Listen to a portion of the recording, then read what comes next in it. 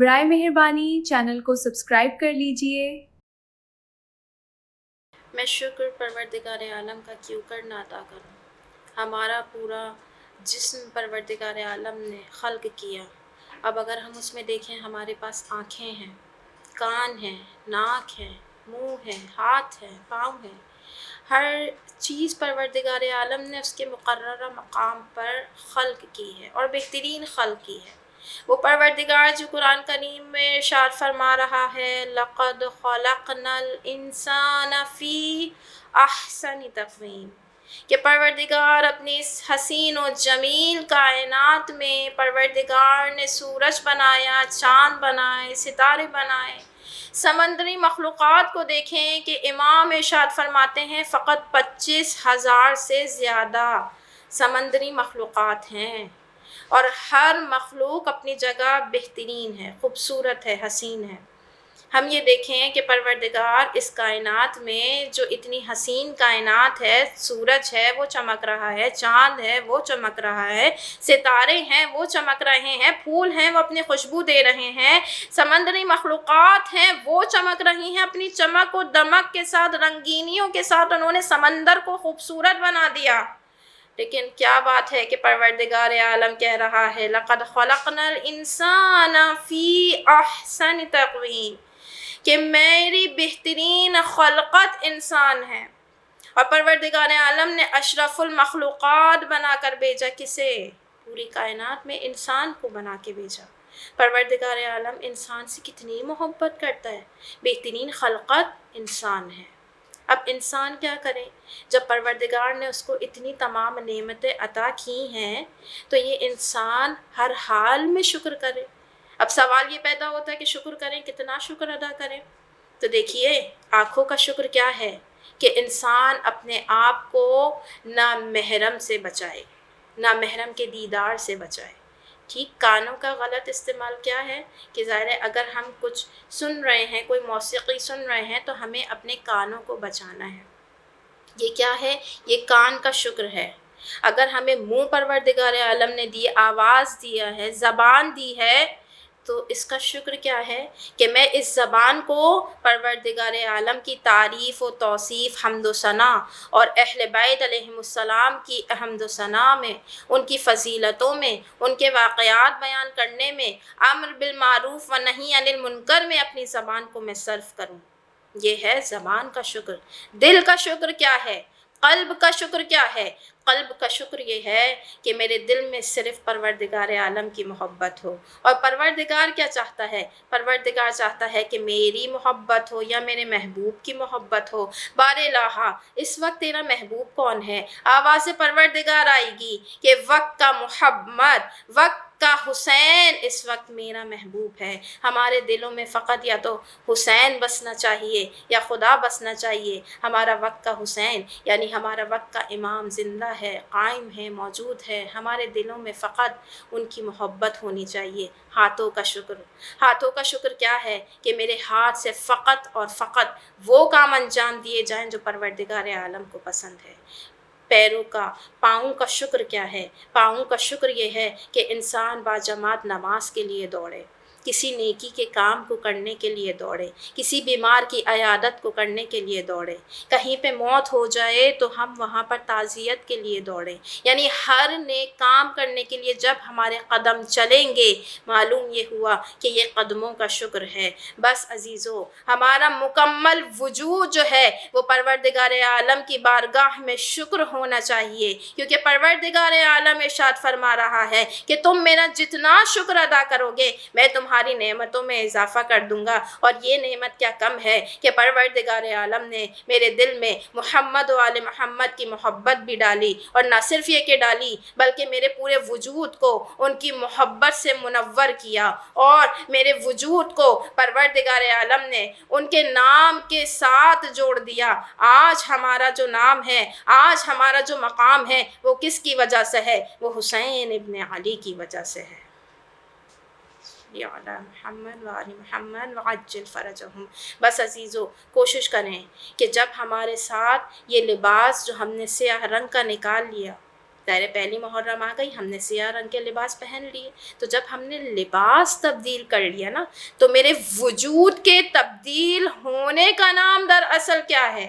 عزاداران امام حسین علیہ السلام.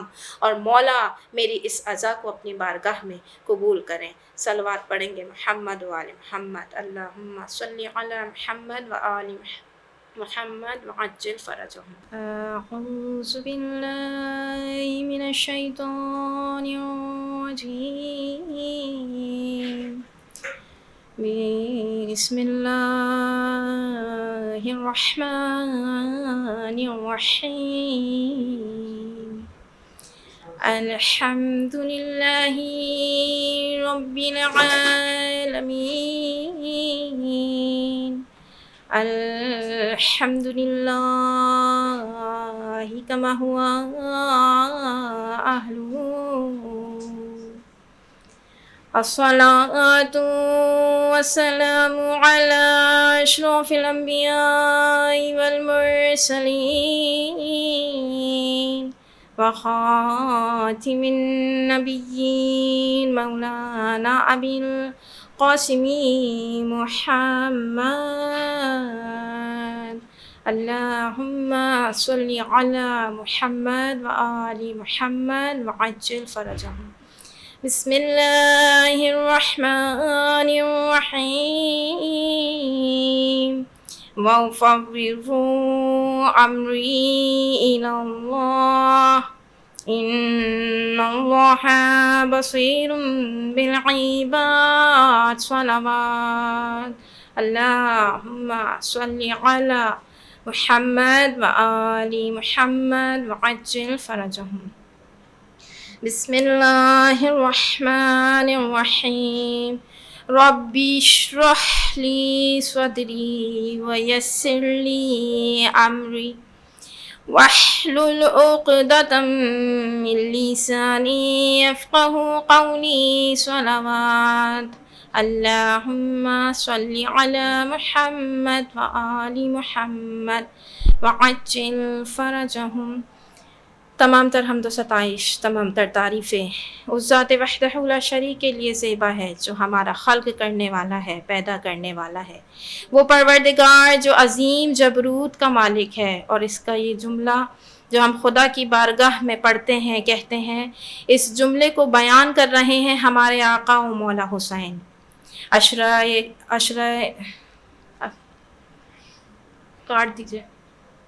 عشرے کی پہلی مجلس، اور اس حوالے سے جو نکات میں نے کوشش کیا ہے کہ آپ کے سامنے بیان کروں اور جو موضوع میں لے کر چلوں انشاءاللہ ان 10 دنوں میں، سورہ فرقان کی آیت نمبر 63 سے 75 تک، جس میں عباد الرحمن کی پروردگار عالم کچھ خصوصیات کو بیان کر رہا ہے. وہ کتنا مہربان ہے وہ پروردگار جس نے ہمیں وہ در عطا کیا، اس نے نعمتیں ہمیں بے شمار عطا کی جس کا شکر ہم کر نہیں سکتے. اتنی نعمات اس نے ہمیں دی ہیں، جس میں افضل ترین نعمت جو اس نے ہمیں دی وہ محمد و آل محمد کی محبت ہے، وہ ولایت علی ابن ابی طالب ہے جو ہمارے دلوں میں ہے. پروردگار سے دعا کرتے ہیں عشرے کی پہلی مجلس میں کہ پروردگار ہمیں خلوص کے ساتھ، ہمیں معرفت کے ساتھ اس فرش پہ آنا نصیب ہو، اس عزاداری کو برپا کرنے کی توفیق عطا فرما اور اس قابل بنا دے کہ ہمارے وقت کے حسین ہم سے راضی ہو جائیں. ہم وقت کے حسین کی بارگاہ میں جو پرسہ پیش کرنے کے لیے آئے ہیں اس کو ہمارے وقت کے امام ہم سے راضی و خوشنود ہوتے ہوئے اس پرسے کو ہم سے قبول کریں. الہی آمین. بس عزیزان سامعین مجلس، ہم کون ہیں؟ ہم انتہائی گنہگار ہیں، لیکن حسین کی محبت نے ہم گنہگاروں کو، ہم فقیروں کو مالا مال کر دیا. حسین راہ ہدایت ہیں، حسین سرچشمہ نجات ہیں. یہ وہ حسین ہیں کہ جو ہر سال ہمیں ہدایت بھی دے رہے ہیں. یہ وہ حسین ہیں کہ جب ہم ان کے در پہ آتے ہیں، وہ چاہے ہم کوئی بھی گناہ لے کے آئیں، وہ کوئی بھی لغزش ہم اپنے ساتھ لے کر آئیں، لیکن یہ حسین مولا کی کشتی نجات بہت وسیع ہے. یہ ہمیں بخشواتے بھی ہیں، یہ ہماری دعائیں بھی قبول کرواتے ہیں، یہ ہماری حاجات کو خدا کی بارگاہ میں پہنچاتے ہیں۔ بس سامعین مجلس، آپ لوگوں کو یہ بتاتی چلوں کہ ہم لوگ جو اس فرش پر موجود ہیں، اس عزاداری کو برپا کر رہے ہیں، ان ایام میں شامل ہوئے ہیں، یہ خاص ہم پر کرم نوازی ہے پروردگار عالم کی۔ اور اس کے بعد ہم شکر ادا کریں ہمارے وقت کے امام کا، جنہوں نے ہمیں اس قابل سمجھا کہ ہم فرش عزا پر آئیں، ہم ان ایام میں آئیں اور اس عزاداری کو بھرپور انداز میں بنا سکیں، اور اس عزاداری کو بہترین طریقے سے مناتے ہوئے بی بی کو ان کے لال کا پرسہ دے سکیں۔ بس عزیزو، ایک جملہ یہاں پر میں آپ کو بتاؤں، ہم شکر ادا کریں۔ سوال پیدا یہ ہوتا ہے ہم شکر کتنا ادا کریں؟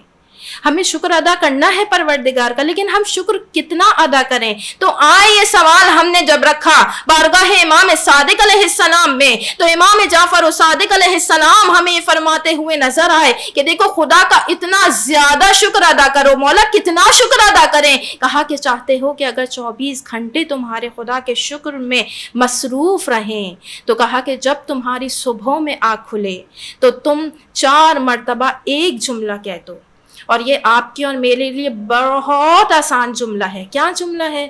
الحمدللہ رب العالمین۔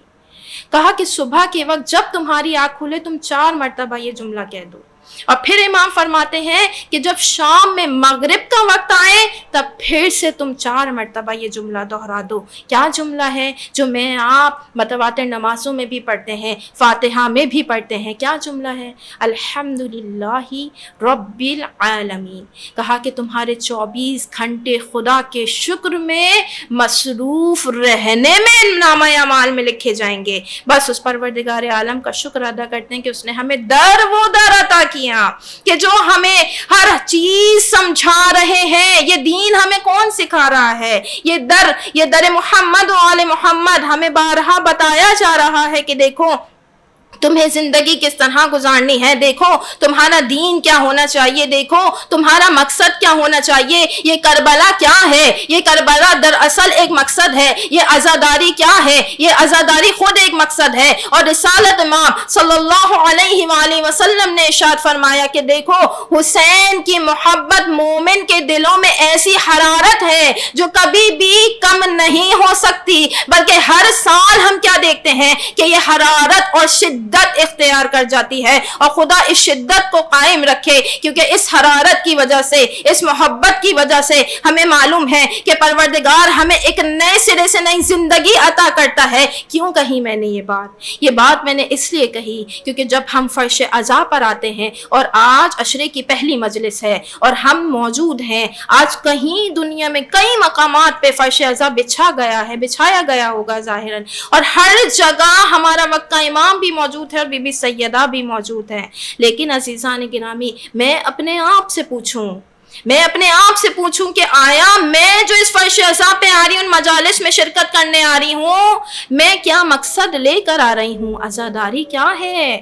کربلا کیا ہے؟ کربلا اور عزاداری ایک مقصد بھی ہے، ایک قوت ہے، ایک صبر ہے، ایک شکر ہے۔ یہ عزاداری کیا ہے؟ یہ ہمیں ایک حرکت، ایک بیداری کی طرف ہمارے قدموں کو بڑھاتی ہے، ہمیں اپنے قدموں کو بڑھانا ہے۔ بس شکر کا یہ واقعہ اور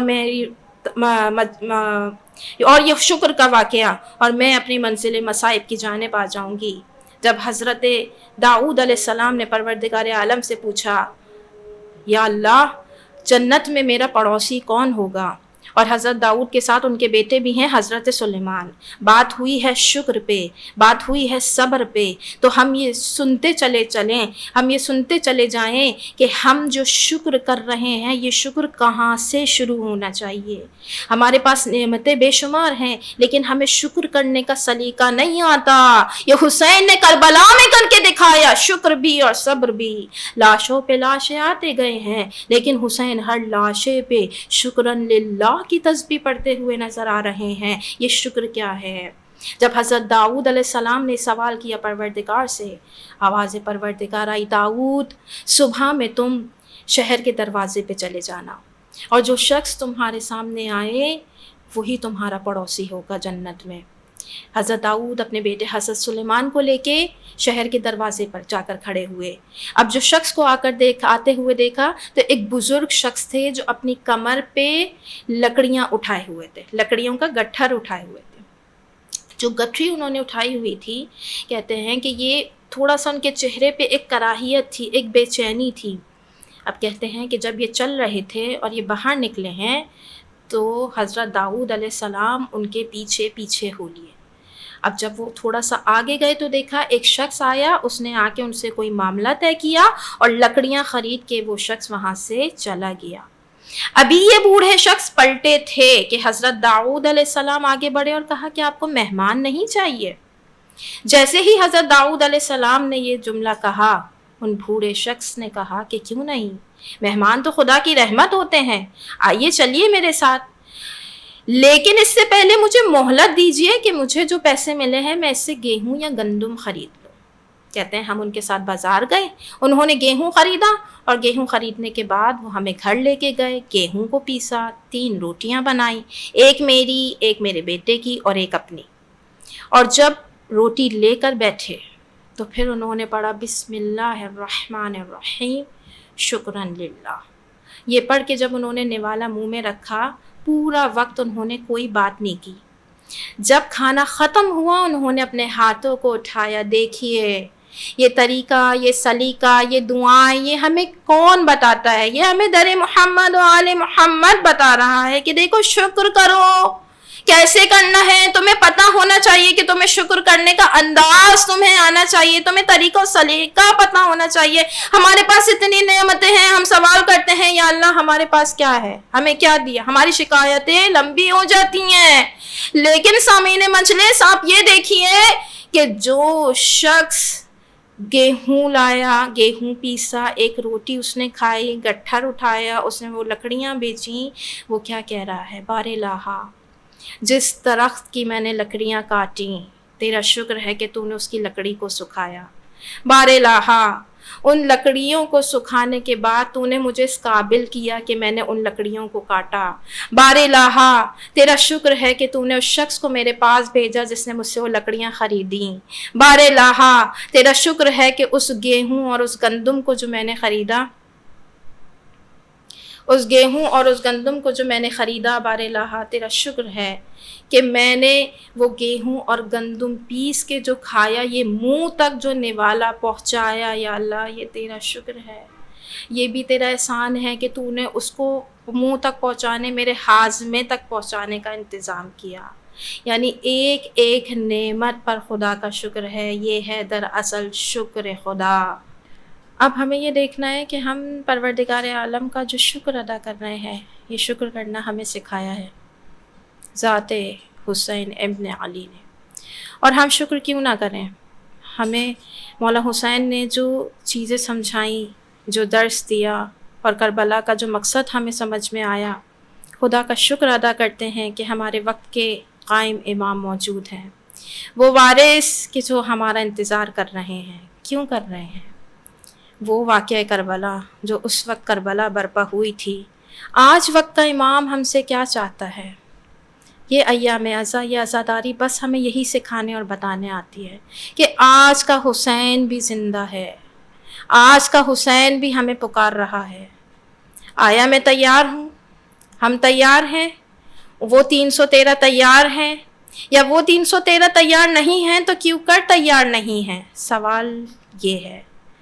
اس عزاداری میں کوشش کریں گے میں اور آپ مل کر کہ اپنے وقت کے امام کو راضی کر سکیں، وقت کے حسین کو راضی کر سکیں، یہ سمجھ سکیں کہ آج کے حسین کے مقصد و مطلب کو سمجھیں کہ مولا ہم سے کیا چاہ رہے ہیں، مجھے انہیں راضی کرنا ہے. اس دن اس کربلا میں روز عاشوراء کیسے حسین ابن علی تنہا رہ سکتے ہیں یا تنہا رہ گئے؟ سوال یہ ہے. کہیں آج کے حسین کو بھی تو ہم نے تنہا نہیں چھوڑا.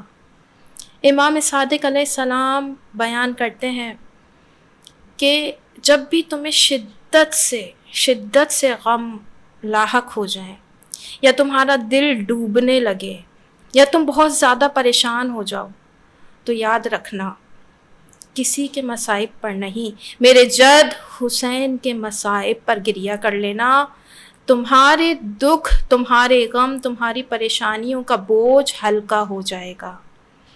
اور راویان کیا بیان کرتے ہوئے نظر آئے؟ کہتے ہیں کہ ہمیں محرم کے ابتدا کی خبر چاند دیکھ کے نہیں ملتی تھی، ہم فقط گھروں سے رونے کی آوازوں کو سن لیا کرتے تھے۔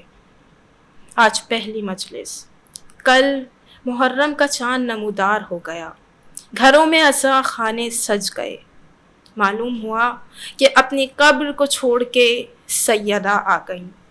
سیدہ کس کس کے گھر جا رہی ہیں پرسہ لینے کے لیے، کس کس کے گھر میں آ رہی ہیں۔ ہم یہ دیکھیں کہ ہم کتنے خلوص سے اس بی بی کو پرسہ دینے آئے ہیں۔ ہمارے یہ آنسو کوئی عام آنسو نہیں ہیں، بی بی اپنے رومال میں لے کے جاتی ہیں۔ سامعین مجلس، ہم یہ دیکھیں امام رضا علیہ السلام کا یہ قول کہ جو ہمارے رونے کے لیے کافی ہے، کیا کہتے ہوئے نظر آئے؟ اے ریان ابن شبیب نے سوال کیا کہ مولا اتنا گریا، اتنا روتے ہیں اپنے جد کے لیے، ہم چاند نہیں دیکھتے، ہمیں آپ کی گریا سے پتہ چل جاتا ہے کہ محرم کا چاند طلوع ہو گیا۔ مولا نے فرمایا اے ریان، میرے جد مولا حسین کو اس طرح سے قتل کیا گیا ہے، اس طرح سے ذبح کیا گیا ہے جیسے گوسفند کو ذبح کیا جاتا ہے۔